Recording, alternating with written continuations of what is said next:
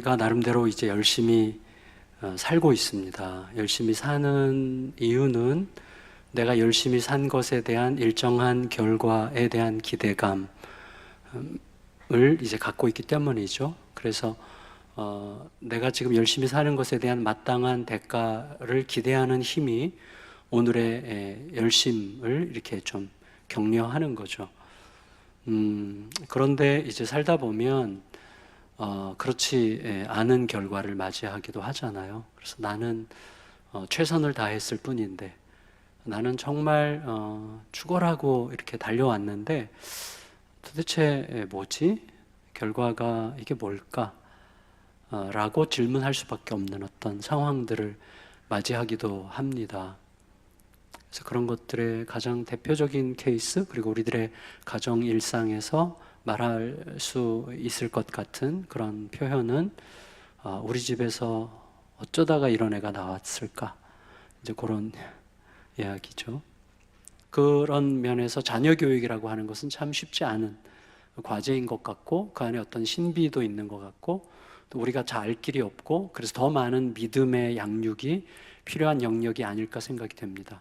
또 자녀라고 하는 것은 단순히 어떤 우리의 육체로 낳은 어떤 자녀만을 이야기하지 않겠죠. 뭐 가슴으로 낳은 자녀일 수도 있겠고, 아니면 내 삶에 최선을 다한 수고의 결과가 어쩌면 우리들의 자녀라는 말로 상징될 수도 있을 것 같습니다. 그런 것들을 생각하면서 나의 모든 수고에 합당한 결과로 이어지지 않는 상황에 대해서 어떤 뭐 신정론적으로 뭐 해석한다 이런 것보다도 우리의 삶에서 가장 가까운, 특별히 이제 자녀 문제로 좀 줄여서 자녀 문제와 관련해서 생각하게 될 때 원인을 좀 찾아가는 게 가능한 건가? 또 이유를 한번 발견해 보는 게 어떻겠는가? 그렇게 해야만 내가 돌아서고, 아직 나에게 기회가 있을 때, 기회가 없는 사람은 아무도 없죠. 그래서 우리 자녀가 이미 장성했어도 그 자녀의 자녀를 또 우리가 영향을 어느 정도 미쳐야 되기 때문에 그런 상황 속에서 우리가 좀 마음에 담아야 될 게 무엇인가를 좀 생각하려고 합니다. 그래서 히스기야를 선택했어요. 히스기야는 가장 두드러지게 그런 사람이죠. 사실은 히스기야는 중간에 끼어 있어요. 아버지 아하스, 아들 므낫세. 근데 아버지 아하스와 아들 므낫세가 똑같아요. 그리고 이제 히스기야인데 무슨 말인가 하면, 히스기야가 왕이 됐을 때 나라는 거의 초토화되어 있었어요. 그러니까 아버지 아하스는 한마디로 두 가지 특징으로 요약할 수 있겠는데, 하나는 자기중심성, 하나는 종교주의자라고 할까요? 제가 여기서 말할 때 종교주의자라는 말은 뭐냐면, 제가 정의하는 종교는 거래적 믿음이라고 이제 저는 표현하고 싶은데, 내가 한 만큼 신으로부터 보상을 기대할 수 있다고 느끼는 원리 위에서 살아가는 거죠. 그래서 내가 열심히 한 만큼, 내가 헌신한 만큼, 또 내가 애를 쓴 만큼 신은 나에게 그것에 걸맞는 어떤 보상으로 대답해야 된다라고 하는 원리에 의해서 움직이는 게 종교죠. 그래서 절에 가서 5번 절하는 것보다는 5,000번 절하는 게 훨씬 더 나은 결과를 기대할 수 있는 나의 행동이 되는 거죠. 그러니까 나의 행동의 정도가 나에 대한 신의 보상의 정도를 예측할 수 있게 만드는 원리로 돌아가는 게 종교죠. 그런 의미에서 종교는 근본적으로 거래적이죠. 그래서 내가 잘못하면 신으로부터 매맞을 각오를 해야 되는 거죠. 이게 다 거래죠. 그러므로 종교는 무능한 거죠. 왜냐하면 나의 어떠함이 나에 대한 신의 행동을 결정하죠. 그러니까 결국은 좀 더 과격하게 급진적으로 결론을 내린다면 내가 신을 조종할 수 있는 거죠. 그래서 신으로부터 얻어맞고 싶으면 못되게 살면 되는 거예요. 신으로부터 보상받고 싶으면 열심히 헌신하면 되는 거예요. 그러나 우리가 가지고 있는 복음의 신앙은 그게 아니잖아요. 우리가 아직 죄인 되었을 때에 하나님께서 당신의 아들을 우리에게 내어주셨죠. 그러니까 가장 극단적으로 엄청난 위대한 사랑을 아직 죄인 되었을 때, 하나님과 어떤 관계도 형성되어 있지 않을 때 일방적으로 쏟아부어 주신 그 사랑이 우리들의 이후의 모든 행동의 근간이 되게 하는 게 복음이죠. 그게 신앙이죠. 우리는 그 위에 서 있는 거죠. 그러니까 종교는 그래서 무능해요. 그러니까 나에 의해서 조정되는 신에게 계속해서 내가 뭔가를 투자하려고 하는 것이기 때문에 결국은 투자금 회수 정도랄까요? 그렇지만 투자금을 회수해 줄 수 있는 존재도 인격적으로 살아있는 존재가 아닌 거죠. 그런데 이제 아하스는 단편적으로 종교적 관점으로 생각하면 하나님을 믿을 수 없어요. 아들의 십자가에서 죽이고 우리에게 자기 십자가를 지고 따르라고 하는 신을 따를 수 없어요. 종교적인 관점에서는. 근데 아하스는 종교주의자죠. 그런 의미에서. 근데 하나님과 거래가 안 되니까 다른 신들과 거래하려고 거래선을 막 튼 거죠. 여러 다른 나라의 신들, 특별히 그 당시 팔레스타인 최강국이었던 아수르의 신을 그렇게 섬기고 싶어 했어요. 그 나라가 잘 사는 거 보니까 그 신이 유능한가 보다 이렇게 생각을 한 거죠. 그런데 그 결과가 어떻습니까? 아하스의 삶은 이웃 나라, 조그만 나라들, 암몬, 블레셋으로부터도 공격받고, 조금 더 강한 나라 북이스라엘과 아람으로부터도 계속 공격받고, 그래서 이제 힘드니까 안 되겠다, 가장 강한 나라 아수르에게 도움을 구하자. 그래서 성전과 왕실의 모든 보물들을 쓸어다가 아수르 왕에게 갖다 바쳤는데, 아수르 왕이 그거 받고 꿀꺽 삼키고 오히려 쳐들어와서 탈탈 털리죠. 그게 하나님을 배제시킨, 하나님이 없는 세계 속에서 자기의 만족을 구하려고 하는 자들이 가는 길이에요. 사실은 전부 다 그 길을 가죠. 뭔가 있는 것 같아도 결국은 다 탈탈 털리고 죽음에 삼켜지는 인생을 사는 거죠. 결국 그 길이에요. 그러니까 자기 중심성, 자기가 섬길 신을 선택하는 중심에 있으려고 하는 것이죠. 자기가 신을 주장하려고 하는 자기 중심성, 그리고 종교주의, 이 두 가지가 이제 아하스가 나라를 말아먹은 이제 원인이 되었는데, 히스기야는 그 한계를 본 것 같아요. 그래서 왕이 되자마자 25살에 왕이 됐는데, 왕이 되자마자 아버지의 길을 포기했죠. 이 길을 걷지 않겠다. 그리고 나는 우리 이 나라를 잇게 하신 하나님의 큰 이야기 속에, 하나님의 소위 그 great narrative 속에서, 하나님의 구원의 큰 역사 속에서 출발점에서부터 시작한 그 정신을 가지고 다시 시작하겠다. 그래서 다윗의 정신을 끌어오겠다. 그래서 이제 여호와 중심 신앙으로 대대적인 종교 개혁을 일으키고 나라 전체를 완전히 새롭게 뒤집죠. 그리고 질서가 딱 잡히고 나라는 견고해지기 시작했습니다. 그런데 문제가 있어요. 결정적인 신앙적 결단에는 문제가 생기죠. 왜냐하면 아버지랑 반대길을 갔기 때문에 아수르를 더 이상 의지하지 않습니다. 하나님을 의지해야죠. 그러니까 아수르가 기분이 나빴어요. 히스기야의 아버지까지는 자기에게 잘 이렇게 순종한, 좀 훌륭한 꼬봉이었는데, 그의 아들이 등장하자 아수르에게 등지고 좀 아수르에게 대적하는 입장에 취하니까 좀 맛을 좀 보여줘야 되겠다 이렇게 생각을 해가지고 이제 대대적으로 군사작전을 거행하죠. 우리가 잘 알듯이 예루살렘을 완전히 포위하죠. 그때 히스기야가 어떻게 했습니까? 아수르 왕이 보낸 수치스러운 편지를 가지고 여호와의 성전에 올라가죠. 성전에 올라가서 펼쳐놓고 하나님께 기도하죠. 보십시오, 하나님이 욕먹으셔야 되겠습니까? 하나님 섬기는 제가 욕먹어야 되겠습니까? 뭐 이런 식으로 이제 기도를 하면서 하나님의 전능하심과 역사의 주인 되심에 호소한 결과, 그 다음날 아침에 하나님께서 천사 여호와의 사자를 보내셔서 아수르 대군 18만 5천 명을 몰살시키시죠. 그러면서 이제 대대적 승리가 이루어지게 됩니다. 그런데 그 히스기야, 그 대단한 믿음의 사람 히스기야의 아들이 또 할아버지를 닮은 므낫세예요. 므낫세는 할아버지 아하스보다도 훨씬 더 한 수를, 한 10수를 더 떠가지고 엄청난 철저한 우상숭배주의자였고, 종교주의자였고, 자기중심적인 자였고, 그래서 예루살렘을 비롯해서 예루살렘 거리를 우상으로 채우고 백성들을 피로 다스리고, 그리고 므낫세로 말미암아 남유다 왕국이 결정적으로 멸망하게 됩니다. 그래서 므낫세 이후에 요시아라는 왕이 등장해서 대대적인 종교개혁을 일으키는데, 하나님께서 참 기특하게 보셨지만, 그러나 므낫세 때문에 더 이상 이 나라는 회복될 수 없다라고 말씀하실 수밖에 없을 만큼 므낫세는 아주 처절한, 아주 비참한 왕이었죠. 그래서 우리가 질문을 할 수밖에 없는 거죠. 어떻게 히스기야 같은 인물에게서 므낫세 같은 이런 인물이 나올 수가 있었는가? 이 사이에 어떤 상관관계가 있는 것일까? 이렇게 질문할 수밖에 없는 것이죠. 특별히 이 단서를 찾기 전에 우리가 먼저 조심해야 될 부분이 있다고 생각합니다. 그건 뭐냐면, 콩 심은 데 콩 나고 파 심은 데 팥 난다고 하는 방식의, 이래서 누군가에게, 다른 성도님들에게, 이웃에게 어떤 문제가 있을 때 뭐가 있겠지, 무슨 문제가 있겠지, 그리고 뭐 오죽했으면 저랬겠어, 뭐 이런 식의 생각을 너무 빨리 하는 것은 너무나 무례할 뿐만 아니라 주제넘는 일이죠.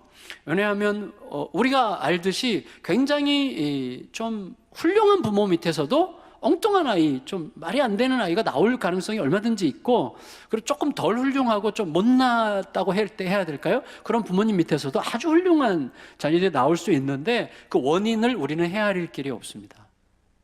그러니까 솔직히 내가 잘했기 때문에 된 거야 라고 말할 수 있을 것 같은 조건이 형성되기도 하지만 나보다 훨씬 더 열심히 잘한 사람의 삶에서 똑같은 결과가 나오지 않는 무수히 많은 예들 때문에 우리는 내가 그렇게 했기 때문에 그렇게 됐다는 말을 보편화시킬 수가 없어요. 함부로 평가할 수 없어요. 다른 사람에 대해서 함부로 말할 수 없어요. 뭐가 있겠지, 오죽했으면 저랬겠어? 뭐 이렇게 말할 수 없어요. 여러분, 그런데 중요한 건 뭐냐면 나에 관해서는 생각을 해야만 되는 거죠. 내 문제에 관해서는 생각을 해야만 되는 거죠. 예를 들어서 은혜와 평강은 하나님의 것이죠. 아멘? 은혜와 평강은 하나님이 주시는 것입니다. 그렇죠? 지금 또다시 유혹을 받고 있습니다. 격한 반응을 끌어내고 싶은 유혹이 여기 서면 꼭 있어요. 아주 못난 마음인데 그래도 다시 한번 은혜와 평강은 하나님의 것입니다. 아멘? 네.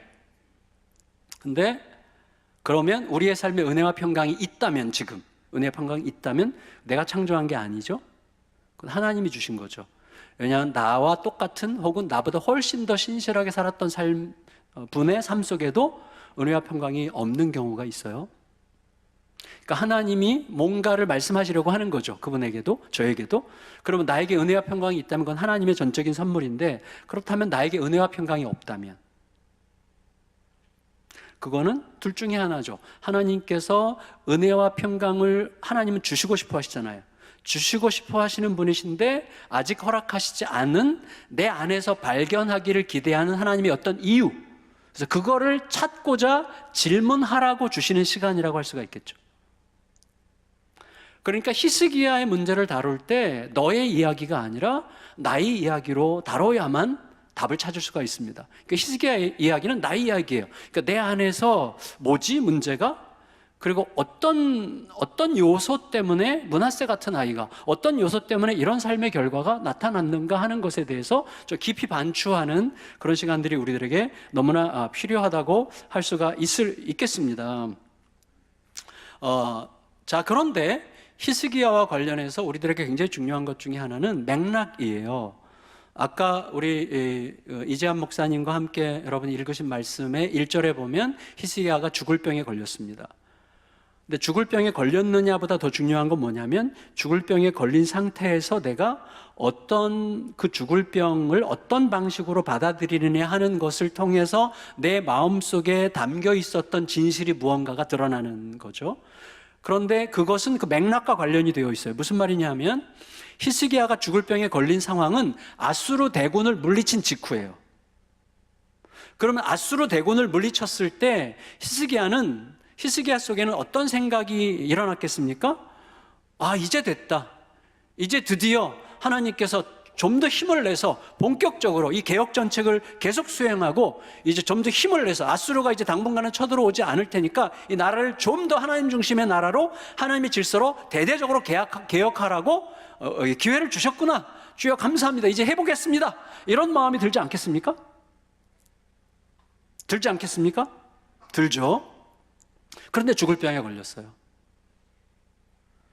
그러면 죽을 병에 걸렸어도 상관없어요. 왜냐하면 하나님께 선지자를 보내셔가지고 아수르도 물리쳤는데 이깟 병 못 고치시겠냐 하나님께서. 걱정하지 말고 함께 기도하고 하나님께 부르짖어 기도하면서 너끈히 이겨낼 수 있다는 것을 확신하자, 이렇게 권면해주면 되는 거예요. 그걸 아마도 기대했을 거예요. 그러니까 죽을 병에 걸렸다는 사실이 충격이었지만 저도 지금 사실은 혈액암을 앓고 있거든요. 근데 그렇게 죄송해요. 이게 표현하지 않겠습니다. 근데 어쨌거나 별것 아닌데 지금 저에게는. 근데 중요한 것은 죽을 병에 걸렸을 때 아수르 대군을 물리친 직후에 죽을 병에 걸렸다는 사실을 알았을 때 굉장히 심각해질 수 있지만, 그러나 아수르를 물리치신 하나님은 이것도 이기게 하실 거라는 믿음으로 이겨낼 수 있는 정도죠. 근데 문제는 어디에 있는가 하면 하나님께서 보내신 선지자 이사야가 와서 이거 죽을 병인고 죽을 거야 이렇게 얘기한 거예요. 살지 못할 겁니다. 아까 1절에서 그랬죠? 1절 다시 한번 읽을까요? 1절 시작. 그때 히스기야가 병들어 죽게 되매 아모스의 아들 선지자 이사야가 그에게 나와서 그에게 이르되 여호와의 말씀이 너는 집을 정리하라 내가 죽고 살지 못하리라 하셨나이다. 하나님이 말씀하셔서 죽을 거니까 기대하지 말고 집안 정리해 이렇게 얘기한 거예요. 그때 히스기야가 엄청난 충격을 받았을 거예요. 그러면 아수르 대군을 못하러 물리치셨어? 그동안 내가 이렇게 대대적인 하나님 중심 신앙으로 개혁 정책을 세웠는데 아수르는 못하러 물리치시고 지금 나한테 죽을 거라니 도대체 뭐 하시는 거야? 이렇게 지금 패닉 상태에 빠질 수밖에 없는 상황이죠. 그런 상황이 우리가 늘 만날 수도 있는 상황들이라고 생각이 됩니다. 이때 히스기야가 어떻게 반응하는가를 보면 히스기야의 내면에 흐르고 있었던 무엇이 발견된다고 생각이 돼요. 2절 3절 읽을까요? 2절 3절 시작. 히스기야가 낯을 벽으로 향하고 여호와께 기도하여 이르되 여호와여 구하오니 내가 진실과 전심으로 주 앞에 행하며 주께서 보시기에 선하게 행한 것을 기억하옵소서 하고 히스기야가 심히 통곡하더라. 일단 히스기야가 삐졌어요. 그래서 성전에 올라가지 않습니다. 성전에 올라가지 않고 하나님을 등지고 벽을 보고 통곡해요. 너무 한이 맺히는 거예요. 자, 히스기야가 하나님의 은혜의 기반을 잃지 않았다면, 하나님의 은혜의 기반 위에서, 우리로 치면 복음 위에서 행하고 있다면 히스기야는 이렇게 말하는 게 가능했을 것입니다. 하나님은 모든 것을 아십니다. 하나님은 선하십니다. 근데 모든 것을 아시는 선하신 하나님께서 저에게 죽을 거라고 하십니다. 그러면 받겠습니다. 그런데 하나님 한 가지만 여쭙겠습니다. 왜 이 타이밍에 죽어야 돼요? 꼭 물으면 되는 거예요. 그게 은혜의 기반 위에서 사는 자들의 질문이 되겠죠. 하나님은 모든 것을 아시잖아요. 선하시잖아요. 최선을 다해서 나의 삶을 최고의 길로 인도하시잖아요. 근데 죽을 거라고 하셨잖아요. 그러면 받겠습니다. 그렇지만 이 타이밍에 죽어야만 하는 이유를 저에게 알려주시면 받아들이겠습니다 라고 말할 수 있겠죠. 근데 내가 종교적 기반 위에서 혹은 내 밑바닥에 종교적 기반이 흐른다면 하나님과 거래적 관계로 상대하겠죠. 하나님 왜 이러세요?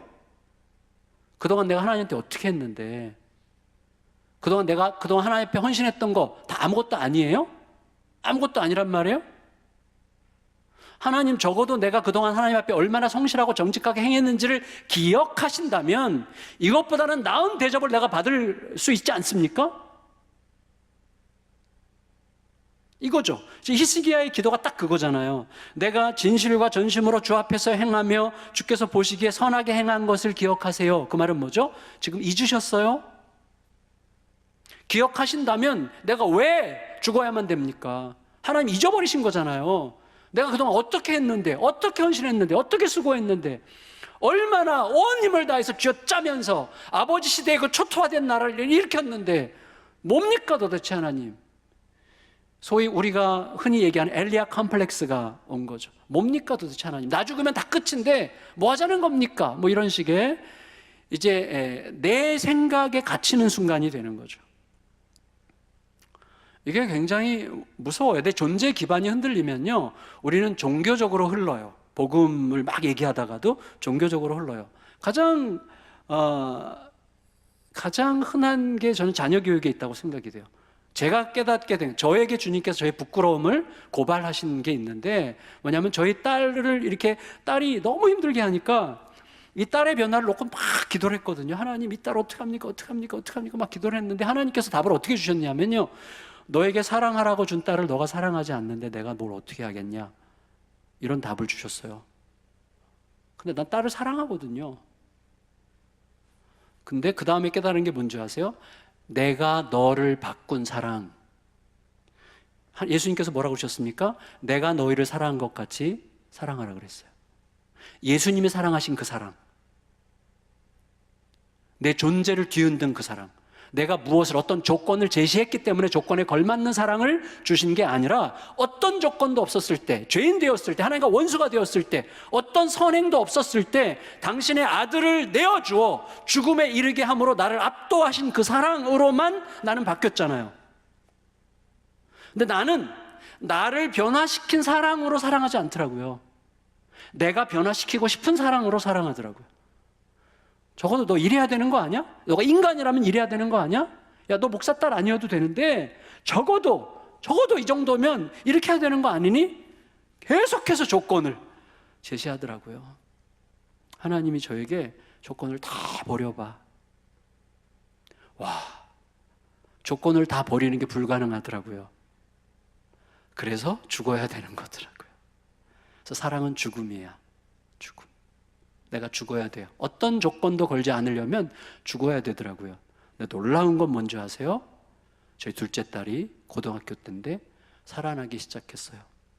살아나는데 중3 때 내가 세상에서 가장 싫어하는 사람이 아빠야. 몰랐어? 이렇게 말했던 딸이 고3 때 저에게 문자를 보냈어요. 내가 세상에서 가장 사랑하고 존경하는 한 사람을 꼽으라면 아빠야. 저는 우리 딸에게 그런 문자를 받을 거는 꿈도 못 꿨어요.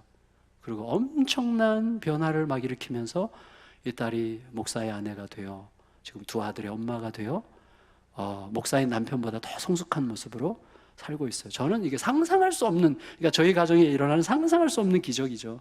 그래서 저는 완전히 확신해요. 여러분, 이은호 목사님 왜 그렇게 복음을 강조하죠? 복음만이 답이기 때문이에요. 복음이 답이다 이 말은요, 설교적 언어가 아니에요.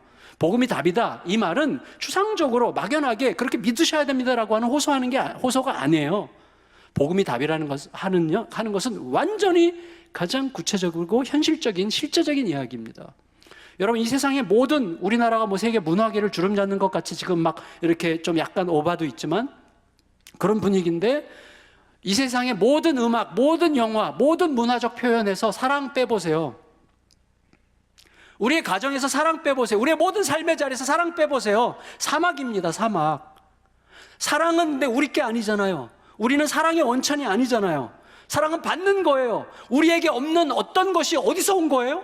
이 세상을 의미 있게 만드는 유일한 힘인 그 사랑, 우리에게서는 찾아볼 수가 없어요. 우리는 근본적으로 자기중심적이거든요. 우리 게 아닌 것이 왔잖아요. 그것이 세상을 의미 있게 하잖아요. 그럼 복음이 가르쳐주는 사랑 외에는 없어요. 복음이 답이에요. 그건 진짜 모든 과정에서 부부관계나 부모와 자녀관계나 모두를 살리는 유일한 힘이에요. 두 번째로는 뭐냐면 히스기야는 병에 걸렸을 때 하나님 앞에서 자기의 문제로 지금 받고 있어요. 내가 왜 죽어야 됩니까? 내가 그동안 어떻게 했는데 왜 죽어야 됩니까? 이런 식으로 반응을 했어요. 그런데 하나님께서 결국은 히스기야가 부르짖어 기도하니 살려주셨는데, 사실은 히스기야가 부르짖어 기도했더니 살려주신 게 아니라 히스기야가 부르짖어 기도할 때 그를 살려주는 이유를 가르쳐 주시면서 살려주셨어요. 그 이유가 6절이에요. 6절 읽겠습니다. 6절 시작. 내가 내 날에 15년을 더할 것이며 내가 너와 이 성을 아수르 왕의 손에서 구원하고 내가 나를 위하고 또 내 종 다윗을 위함으로 이 성을 보호하리라 하셨더라. 하나님께서 그렇게 가서 전해라 라고 말씀하신 내용이 뭡니까? 내가 너를 살려주는데, 15년 더 생명 살려주는데, 이유는 너와 이 성을 아수르로부터, 다시 말하면 또 하나, 니네 아버지가 신으로 섬겼던 아수르가 신이 아님을 입증하기 위해서 내가 너를 고쳐줄 거고, 동시에 내가 나를 위해서 너를 고쳐줄 거고, 다윗과 약속한 약속을 위해서 너를 고쳐줄 거고, 이 성을 보호하기 위해서 너를 고쳐줄 거다, 이렇게 말씀하신 거예요. 그러니까 하나님께서 히스기야를 치유하시는 이유는 굉장히 퍼블릭해요. 아주 공적이죠.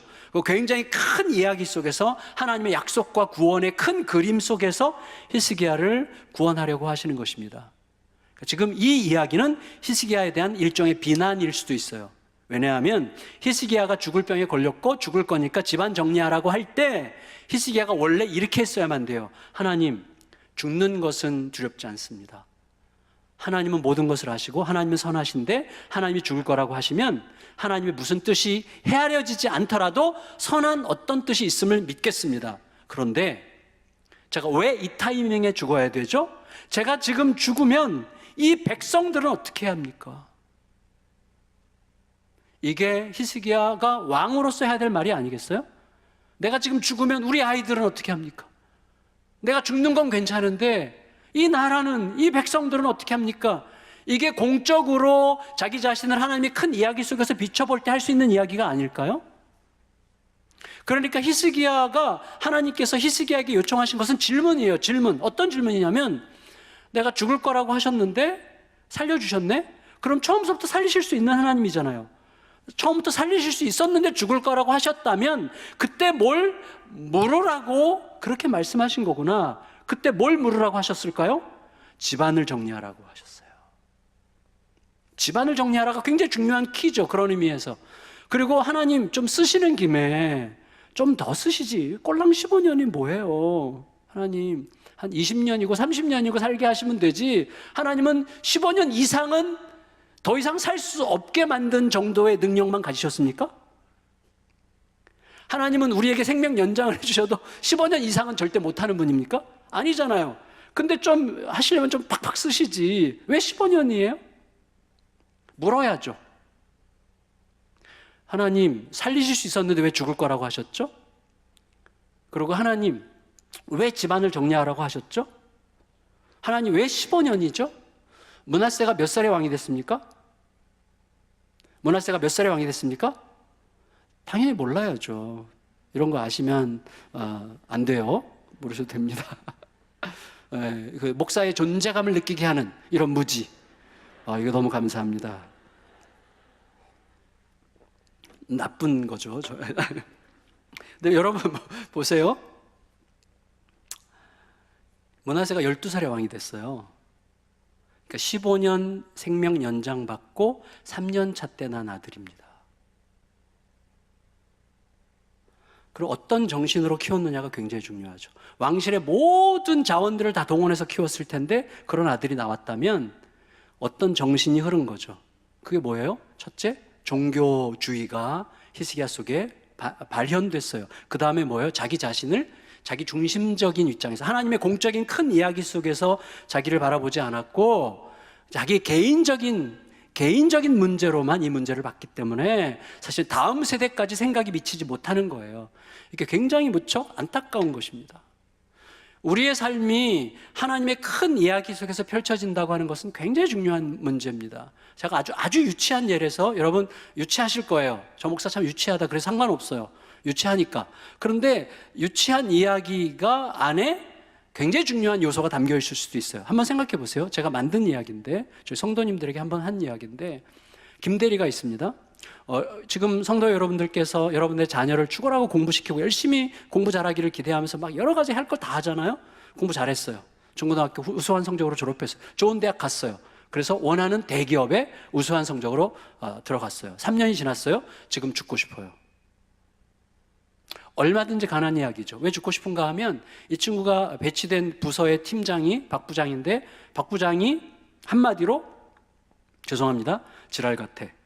그래가지고 너무 입이 거칠고 생각 자체가 너무나 막 욕망 덩어리고 탐욕 덩어리고 그다음에 김대리가 교회 다닌다는 거 알고 막 더 괴롭히고 김대리를 어떻게 막 잡아먹지 못해가지고 막 날리고 막 너무너무 힘들게 하는 거예요. 그러니까 김대리가 그렇게 애써서 들어간 회사에 더 이상 다니고 싶지 않은 거예요. 저 인간 죽이고 나도 죽어. 이런 생각. 언제 그만두지? 근데 그만두자니 다른 회사 또 가기도 너무 보장돼 있지 않고 너무 힘들고 애매하고 막 이런 막 온갖 고생을 하면서 억지로 그 회사를 다니는 거예요. 억지로. 근데 어느 날 그날 출근하는데 엘리베이터 안에서 회장님을 만났네. 오너 회장님을. 근데 오너 회장님이 김대리 이름을 알아. 이대리라고 할까? 이대리 이름을 알아. 이노. 너 이노지? 너 입사할 때부터 내가 주의 있게 봤다. 그리고 아마 고생 많이 할 거야. 회사라는 게 다 그래. 그런데 너는 아무것도 걱정할 거 없어. 힘들어도 괜찮아. 그냥 버티면 돼. 내가 너를 알고 있고 내가 너 책임질 거니까 걱정하지 말고 힘든 일 있으면 우리 비서실에 연락해서 나한테 물어봐. 괜찮아. 내가 언제든지 너랑 얘기해 줄게. 그 전화번호까지 줬어요. 그리고 엘리베이터 딱 나와서 이제 오피스로 들어가려고 그래. 어제까지 박 부장의 이 지랄맞은 성질이 어떤 식으로 해석됐어요? 저 인간 죽이고 나도 죽어야 돼? 혹은 언제 그만두지? 이런 식으로 해석됐던 박 부장의 말이 오늘 들어갔는데 똑같은 박 부장의 말이 오늘은 다르게 해석되죠. 지져라. 뭐 네가 뭐 지져야 뭐 별거 있어? 이렇게. 아주 유치한 거지만 이게 전부예요. 이게 우리의 삶이에요. 이 세상을 돌아가게 만드는 힘은 사랑입니다. 사랑의 원천은 하나님밖에 없어요. 하나님이 세상의 주인이세요. 매일같이 그분의 음성을 듣고 그분의 큰 이야기 속에서 내가 지금 어디 있는지를 비추어 보면 여러분 견딜 힘이 있고 뚫고 나갈 수 있고 이겨낼 수 있는 지혜를 얻을 수 있어요. 그게 우리가 가는 길이에요. 우리가 가는 길. 근데 여러분, 복음이 그래서 생명이고 전부고 하나님의 큰 이야기 속에서 오늘의 나를 비춰보는 게 너무너무 치명적으로 중요한데 이 두 가지를 가르치는 학교가 있습니까?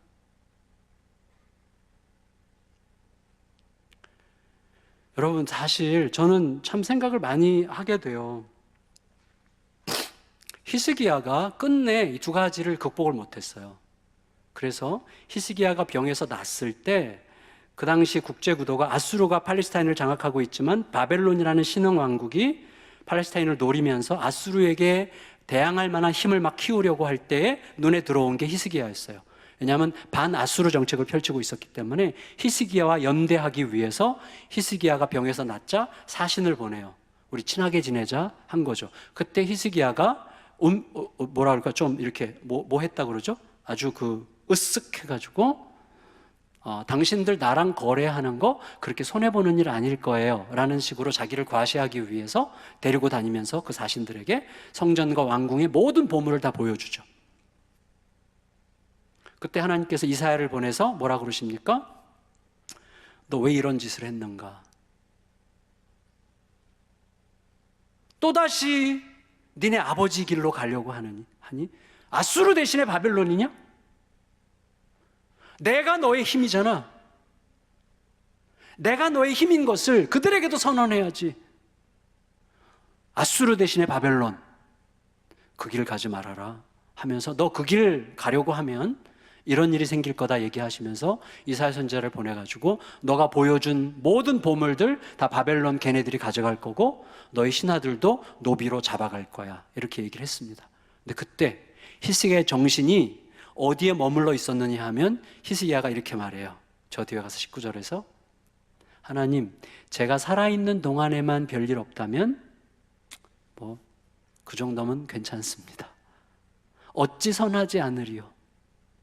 내가 살아있는 동안에만 평안하다면 어찌 선하지 않으리요? 그딴 식으로 얘기를 해요. 관점이 완전히 자기 자신에게 함몰되어 있어요. 하나님의 큰 이야기 속에서 다음 세대를 생각할 줄 몰라요. 그런 정신 속에서 므낫세가 나온 거예요. 우리는 어떻습니까? 나는 어떻습니까? 그거를 질문하려고 하는 것입니다. 저는 더 사랑의 교회를 솔직히 제가 물론 제가 이제 아부의 은사가 좀 있긴 있는데 아부는 아니에요. 워낙에 제가 이인호 목사님을 참 사랑하고 존경해요. 저희 초등학교 1년 선배님이에요. 제가 대접을 안 하는데 늘 이제 제가 대접 안 한다고 뭐라고 하시는데 근데 그것 때문이 아니라 이분이 굉장히 신중한 분이잖아요. 신중한 분인데 복음적 선택에 관해서는 굉장히 과감해요. 특별히 이번에 이음센터를 매입하는 과정을 제가 보면서 깜짝 놀랐어요. 이분답지 않다. 그러므로 이것은 되는 거구나. 이렇게 제가 생각한 거예요. 왜? 하나님의 사건이니까. 저는 완전히 믿는 게 있어요. 그리고 리더십이 성실하게 동의하면서 함께 가고 계시잖아요. 확실한 건 뭐냐면 저희도 이제 학교를 하거든요. 저는 개척 3주년 때, 지금 개척 12주년이 갓 지났는데 3주년 때 일단 학교를 무조건 시작했어요. 옳은 거니까 한다. 이건 바람직한 거니까 무조건 한다. 바람직한 거고 하나님께서 원하시는 것이라면 여건 둘째고 일단 한다. 개척 3주년 때 저희가 100억 정도 들여서 건물을 짓고 그리고 학교를 시작한 거예요. 물론 온 성도들이 동의해 준 거죠.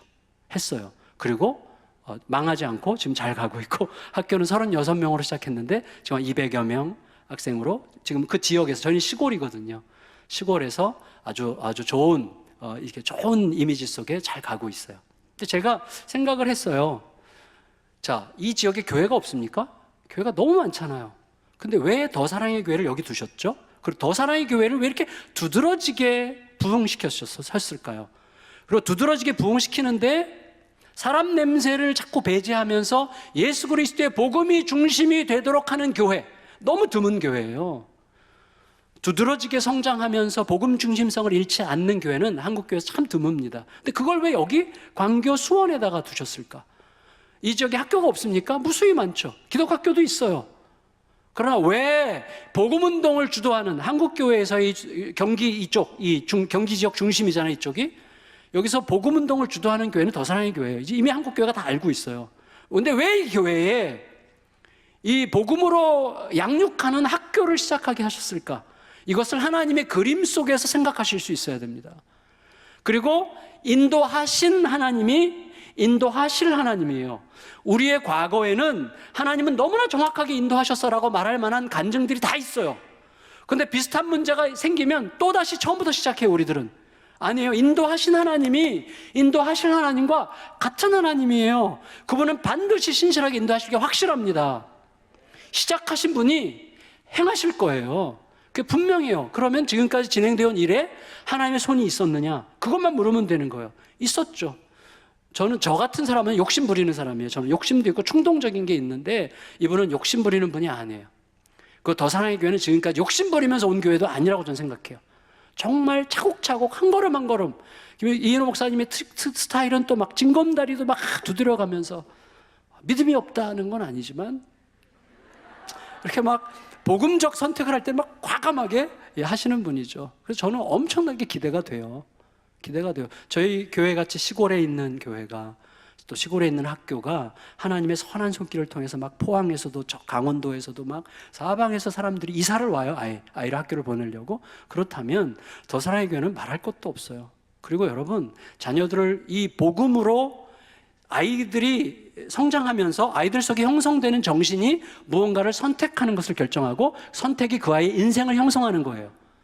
어떻게 뭘 선택을 제대로 하려면 선택할 수 있는 에너지가 내 안에 기반이 되어 있어야 돼요. 그 에너지가 복음이어야 돼요. 복음보다 강한 것은 없습니다. 그거를 어디서 가르쳐줘요? 어떤 학교에서 가르쳐줍니까? 가르쳐주는 학교가 없어요. 그래서 여러분, 조금 힘들더라도, 경제적으로나 현실적으로 힘들더라도, 아니 조금 여유가 되든지 힘들든지 관계없어요.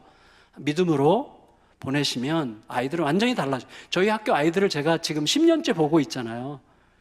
너무너무 달라져요, 아이들은. 한 3개월만 지나면 아이들이 너무 행복하고 너무 밝고 너무 적극적이고 질문을 잘하고, 저희의 그 기치는 뭐냐면, 표어는 세상을 두렵지 않고 세상에 충돌하여 복음으로 승부를 내는 아이예요. 저는 그건 반드시 된다고 확신합니다. 그 증명으로 하나님께서 이 더 사랑의 교회를 이 지역에서 이렇게 부흥시키시고 또 이음센터도 얻게 하시고 이 운동을 일으키고 계시다고 저는 생각이 되는데, 여러분 두려워하지 마시고 전혀 겁낼 필요 없이 담대하게 이를 힘껏 헤쳐나가시면서, 히스기야를 우리에게 허락하셔서 묵상하게 하신 하나님은 우리에게 반면교사로 삼아 오늘의 우리 자신의 삶에 대해서, 우리 자신의 태도에 대해서 질문하라고 주셨다고 생각이 됩니다. 그 길을 멋지게 잘 걸으시면서 힘내서 정말 한국교회 새로운 또 하나의 멋진 메시지를 던질 수 있는 복된 교회, 복된 성도님들로 세워지시기를 높으신 예수님의 이름으로 축원합니다.